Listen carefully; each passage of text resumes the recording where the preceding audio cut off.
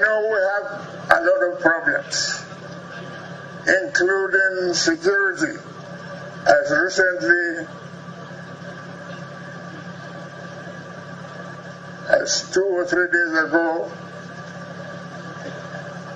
we've experienced kidnapping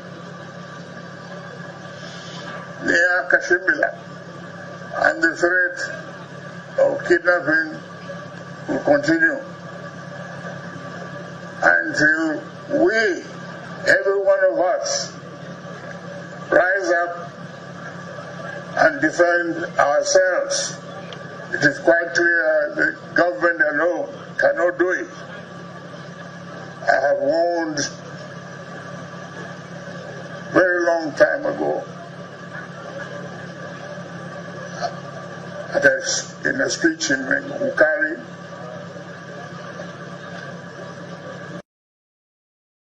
that our people must be prepared to defend themselves. That warning is as valid today as it was when I made it. Good day to our ST viewers.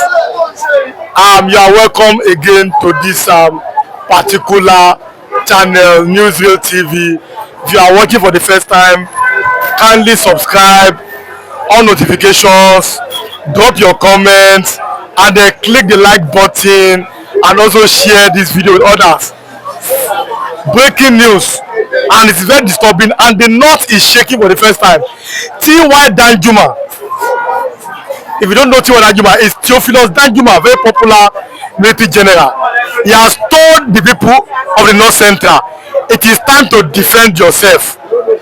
T.Y Danjuma said that, and it's on all newspapers. T.Y Danjuma has told all Nigerians, go and defend yourself. But then a governor from Adamawa State, a Fulani man, have said, if you defend yourself, it may cause anarchy in Nigeria. He has said it this morning. It's on the all papers, especially on the Vanguard and the Punch.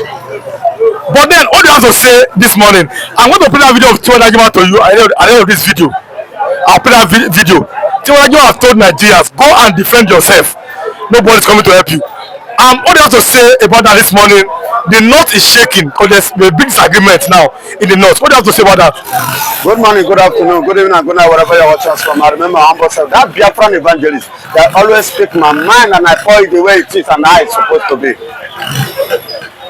Theophilus Danjuma, God bless you, and I believe you are not a Fulani. That is why you are sounding the way you sounded. He's a Christian, not a Fulani. That's what I'm saying. It's not a Fulani because it will be difficult for a Fulani man to come and sound like this. It shows that it's not a Fulani man. That's why he sounded the way he sounded. Look at the reply that is coming from Adamawa Governor, being a Fulani man. They don't want to die, but they want to buy another person. Abi, they are happy buying another person, but they themselves no one die. They no one buy. You say if everybody want to defend themselves, it will turn to anarchy. It is better that Nigeria turn to anarchy or become an anarchy state or anarchy country than the Nigerians dying like a fowl, like a chicken. Fulani, they buy them, they score free. It is time to begin to fight. I've been saying this in time without number. Yes, ma'am. Even when the Gumi, the chief negotiator of the terrorists in Nigeria, said that they should arm all the Biafran Igbo youth. They should arm them in order to call the ESN. I say yes, bring them. I am ready to handle a better gun. And when not this chakapum, I don't want chakapum. I want the one where we cook. That is kokoma. If I cannot even, I will go. I'm ready to go training for it. By the time I finish training, I will hang on the tree, wait for Fulanis.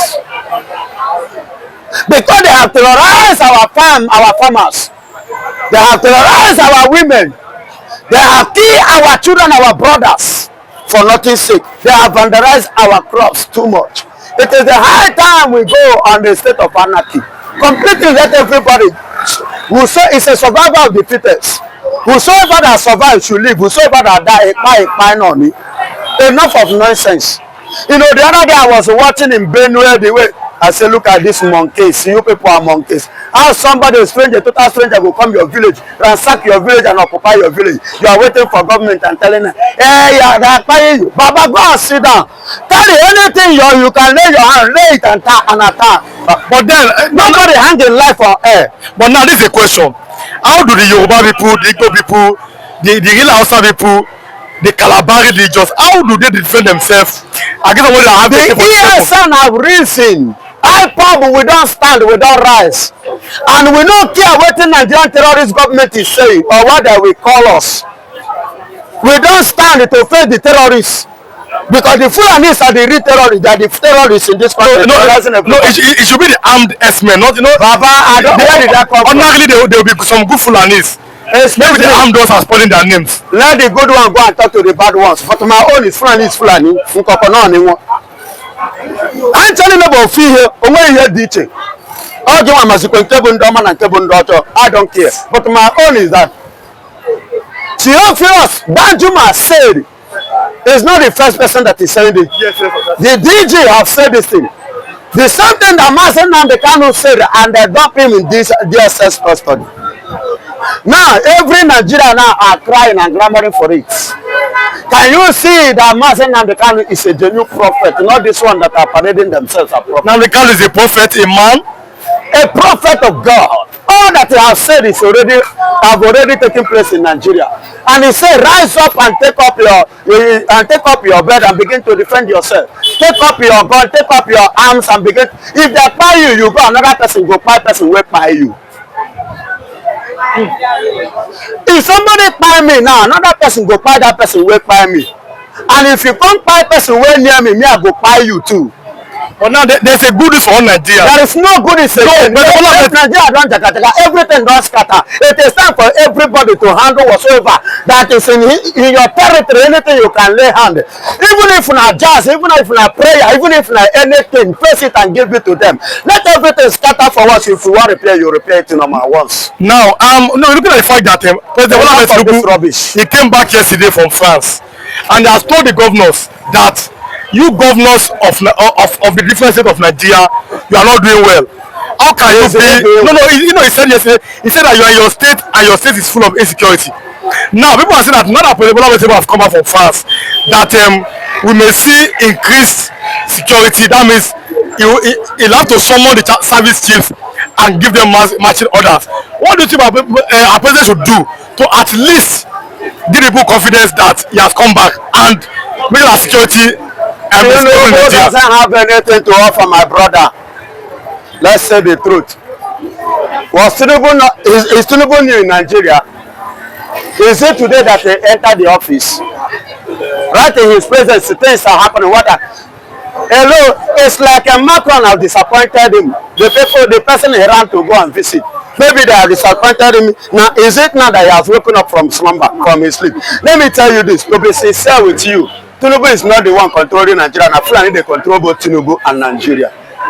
And that is why Tinubu always go in the side of the Fulanis. He never stand up. Baba, this morning I entered bedroom as I was taking my shower. So many things was going on in my memory. I was asking myself, during the era of Muhammadu Buhari, all the northern borders were open. And the north borders were open. They were busy bringing many things and enjoying themselves. Where the western borders and the eastern borders were shut. Funny enough, if you go at least, they have changed the system. At least the west side or the eastern side will be open.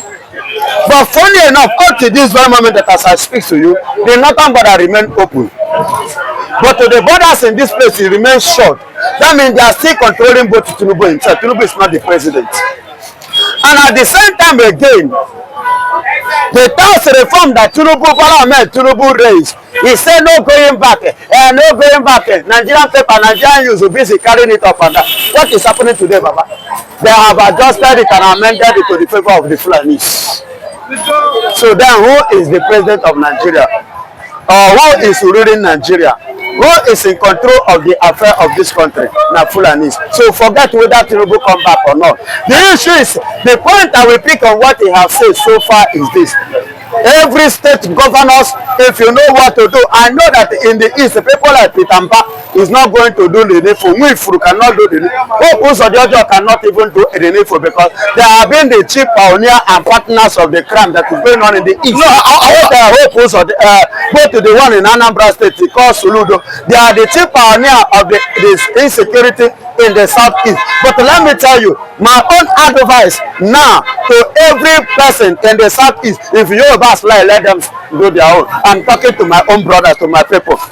Lay hand on anything you can lay hand, any means. It is time to rise up on that statement of Mazen Namdekam. Now it's coming out from Danjuma now. T.Y Danjuma. It has come out before from the DG. It is time to hold on anything. Well, anywhere you see Fulani, cut to their head. No, you cannot cut their head because some of them may be peaceful, so we're very careful. But excuse me, but then I know the right and for face. Maybe when they come attack you, you go no. See, in Edo State, in Urume, in Edo State, the kill 16. Tinubu send marching order, but these people have been killing. He never send marching order. Then after that, they caught another 4 of them in a hotel. So hunter they go hotel, if they look for hotel. Now listen, after they free them, they send them to police. Up to today, they didn't hear anything about it. They free them and they call them hunters. Some days later, the same hunter, the people you call hunter, went and kidnapped a family, wife, husband, and children. Now, because the same Edo station. What I'm saying is that we must be very careful. We must, because some of them may be innocent, so we don't cut their head. But Nigerian police and Nigerian military, they are all partnering with the S-men. No, when you say they are all, we must be very careful again here. No matter, no. It's the truth. Okay, the one that committed to them. They cannot be the one that did not commit anything. What did he do? You put him in jail. You put him in detention. Then the IPOB that they have arrested, the one who CDS Musa went to about to carry, and the one they have carried all this while, they put them to jail. How many of these men have been put to jail? How many of them is serving jail time? No, they provoke me. What you are saying is the fact that is the fact that some maybe you cannot say all in life. You don't they are not the right time for faith. That's why you cannot say all. Fulani is a Fulani. No, until we must separate the good ones from the bad ones. But then, I don't know that one. But then, if they are going to separate the good one from the bad one, but Nigeria inside one room with the three lawyers, call all the Igbos, the IPOB, all of them terrorists, including Mazen Namdekam, including Simon Ekpa. All the insecurity, they say that Simon Ekpa they do. Is this Simon Ekpa that is doing it? Where is Simon Ekpa? Okay, do you have peace in Nigeria today? Again, like I said again. So what are we saying? You journalists doesn't speak the truth. We must be very careful. And I will continue to tell you people the truth. We must be very careful again. We cannot say all our security agencies. No, our security agencies are there to safeguard our lives as Nigeria. But then let's go to this other issue. A new terrorist group has just came out. Mahmuda. No, that's the name. Mahmuda. Okay, Mahmuda. Okay, yes. Maluda. They have given Mahmuda. Okay. They have given Kwara people quick notice that if you don't leave, they are going to kill you. They are giving what? They gave Kwara village quick notice. Hey! That they should leave their village or they are going to kill them. Hey! In Yoruba land. No, what I'm saying is that how do we go from here if terrorists are now so bold to give people quick notice? Now, it is here now I want to see Bola Ahmed in action. You know that Kwara State belongs to Yoruba. But quite unfortunate now today, Fulani now don't hijack Kwara State. They are now giving Yoruba man quick notice in his father's house, his fatherland. Banam again. In Kwara State that they are evacuated from their own ancestral land. It was terrorists that told them to. I saw what? Terrorists not be human being. They hang in life for heaven. And you have a president. What is it? Oh my God. Oh my. Yoruba should wake up, bro. Yoruba, when I was saying it, the mistake that you people make is to accept that Islam. It's a very big mistake. They say Sharia no dey come, and say Sharia don't come, they don't start. And what is happening in your state, they don't start. And today they are giving you quick notice. A stranger is giving you quick notice from your ancestral land. Oh my God, what is it? Yoruba should wake up. But then, and I believe and I am praying if is it Ghana Dams or what? Ghana Dam, that you know, it is the high time you